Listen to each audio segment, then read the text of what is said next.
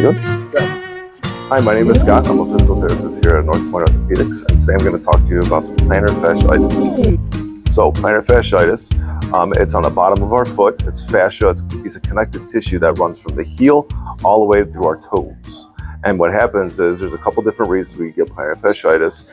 One of the main causes is overuse, frequent walking, runners especially, and as well as flat-footed and just poor mechanics and gait as well. Now, there are a couple ways that you could solve plantar fasciitis. One of them may be talking to your doctor about possibly getting a shoe insert that's going to supply some good arch support. It will kind of alleviate some of the stress on the plantar fascia that you're getting that is causing that plantar fasciitis. Another one is exercises and stretches that we do here at Physical Therapy, and we'll start those now. So this is Carolina. She's a physical therapist tech here that we have with us. She's going to be assisting us with the exercises today. And now I want to talk about plantar fasciitis and how to kind of break up some of the soft tissue restrictions and adhesions that you're getting, as well as ice at the same time. So plantar fasciitis tends to be worse in the mornings. A lot of people complain of a lot of heel pain, and as well as pain that kind of runs up and down the bottom of our foot, right in the arch.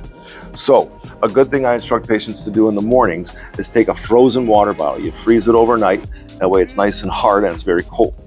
Now, since it's bad in the mornings, what I'm going to ask her to do is kind of in the morning and at night, or however frequently she feels like she needs to, she's going to take this on the bottom of her foot and just slowly roll it back and forth, trying to get a little bit of pressure through that water bottle and break up some of these soft tissue adhesions.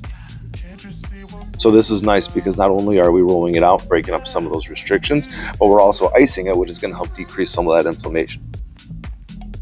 So you can do this 3 to 5 minutes. I wouldn't say any more than 5 to 7 minutes because that would be pretty useless and it will actually cause a little bit more pain possible. So as I was saying before, the plantar fascia runs from our heel all the way through our toes. So in order to stretch that, what we're going to have to do is I'm going to instruct Carolina on a big toe stretch pretty much, or all toe stretch. What she's going to be doing is she's going to be standing by a wall right here with her shoe off. That way she has room to move. And I'm going to ask her to put her foot against the wall so that the ball of her foot is on the wall and the toes are on the wall. Now what she's going to be doing is she's going to be slowly lowering that foot to the floor while keeping the toes on the ground or on the wall. What this is going to be doing, it's going to be causing a very strong stretch going up and down the bottom of her foot. You feeling a little stretch? Good. So this one she could hold 10 seconds 10 times. If she feels that that's not enough, she could do 3 30-second holds. And this one she could do twice a day. So another good exercise we could have Carolina do is great toe extension and inflection. So great toe extension is where you point this big toe up to your face. And then flexion is where she's going to point it down and squeeze, kind of like she's trying to crunch her sock together on the bottom. This is just good for range of motion, just maintains range of motion, gets the tissues moving a little bit, warms everything up, gets the blood flowing. And she could do this 10 to 20 times. So another good exercise we're going to be doing is actually a calf stretch. Now she could do this long sitting just like this, where she's sitting up with her legs straight out, or she could do this laying down. So we have a strap here. She could use a belt, dog leash, bed sheet at home. She's going to put this right along the ball of her foot right here. She's going to take this strap and she's going to give it a nice pull till she feels a good stretch, possibly even in her heel right now because that's where that plantar fascia attaches, but it also connects a little bit to the Achilles up in here into the gastroc, our calf.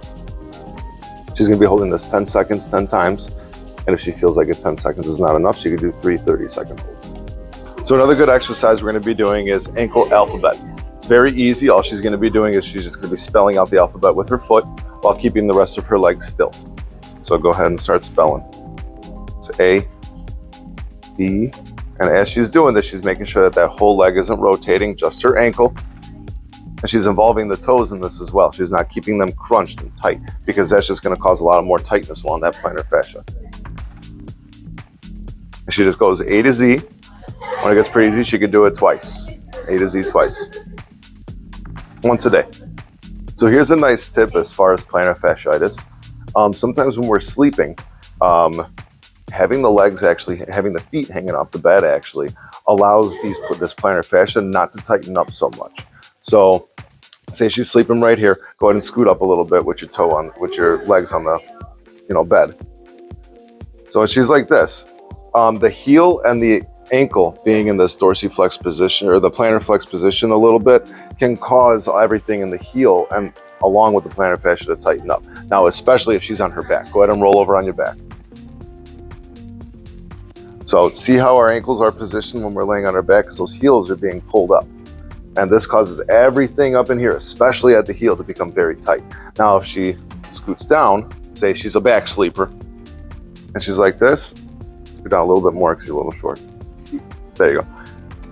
So the ankles are still in this position, but they're relaxed. There's not any tension pulling up on them a little bit more. And her ankles are free to move when she is sleeping as well. This is just a nice tip that you could keep in mind if you feel like nothing is really working when you're sleeping. So if you find with that water bottle, which you're rolling your foot out in the water bottle, if you find that it's a little too painful or something like that, you could actually use a tennis ball. Tennis ball has a little bit more give than a frozen water bottle, and it allows it a little bit more motion to roll it in different directions. That works too. And if you really want relief and you're finding a hard time finding relief and your shoe is off, you can take your foot just like this and gently move your foot, the bones in your foot, just like this, kind of wiggle them very, very gently. It'll actually help kind of loosen up some of the restrictions in the tissues. Now, if you feel like you are not getting any pain relief after doing any of these exercises, we want you to come into North Point Orthopedics and see your doctor immediately. Thank you. Good luck.